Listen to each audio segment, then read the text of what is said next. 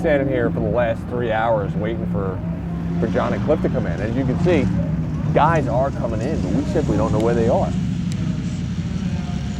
There are still like 60 teams out there. I can't even imagine what 12 hours in the car is like, and they're not done yet. Not done yet. Amazing to me. We waited at the finish for hours, watching team after team roll in, all the while wondering if the next rig across the line was going to be our guys. It seemed like an eternity, until that is we heard a very distinctive laugh. Yeah, it's a tough race. It's a tough race. Woo! Beard. Yeah, I know. We had a hair growing contest on the race. We were going a lot faster than last year because it was kind of the same course as last year. I thought we were keeping a really good pace. We finished 22nd or something. Started at what? 89th. So it's pretty good. It's pretty good. But that just shows you like how fast these cars are coming together and how dialed people are getting on these. King of the Hammers was an event like nothing we've ever seen before, and there's simply no way to take it all in your first time around. From the people, to the machines, to the camaraderie that the event produces, KOH is an all-encompassing experience that we can't wait to attend again. A word of advice though, regardless of what people say, bring with you all the conveniences of home, because camping like a hippie just sucks. What I think is amazing is that these guys are competing against each other, and then they're also helping each other too. They're like frenemies. I mean, tell me about that. The cool part about King of the Hammers is it's a grassroots sport. These guys are wrenching on these things in the dirt. They've built them in their garages. They scrape together every penny and every sponsor they possibly can to run this event.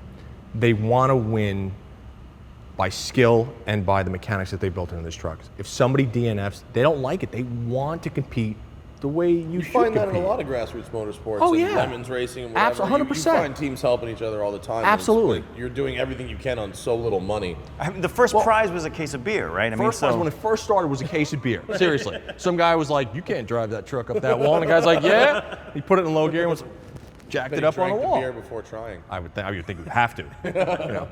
But one thing that also, we had talked about spectators. And They're psychotic. Dude, what you don't see is that these front wheels, when they're climbing up the wall, the wheels are spinning at 80, 90 miles an hour. They're blasting boulders back like missiles. And the fans are just sitting there like, oh yeah, that's really nice. cool. And occasionally you just roll down the entire hill. I mean, you've got these things rolling back. You've got missile rocks blasting. We saw one guy get right in the noggin. Boom, bounced off his helmet. Did he live? Yeah, I mean the helmet, but it cracked the screen on the helmet and everything like that. That's crazy. I'm gonna keep a safe distance. Yeah, you don't want to get behind the death mode. Actually, being inside the truck is probably one of the safer places to be. It's probably the safest place to be. the trucks themselves are interesting because they're made to go fast, but also really, really slow.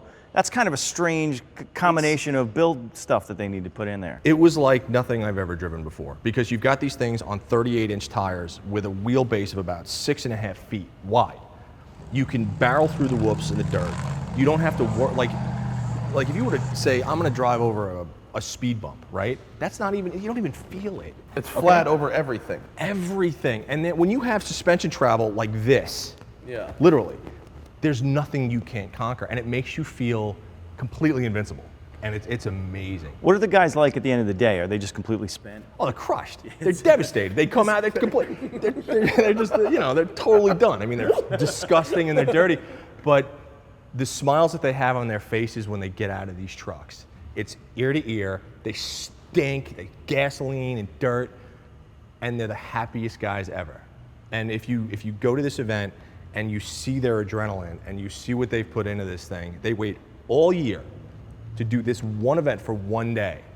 And as soon as it's over, the only thing they do is go, I can't wait to do this again. And they start planning for next So is it in your top 5 events that you could do in something with 4 wheels? 100%. Because driving over stuff is awesome.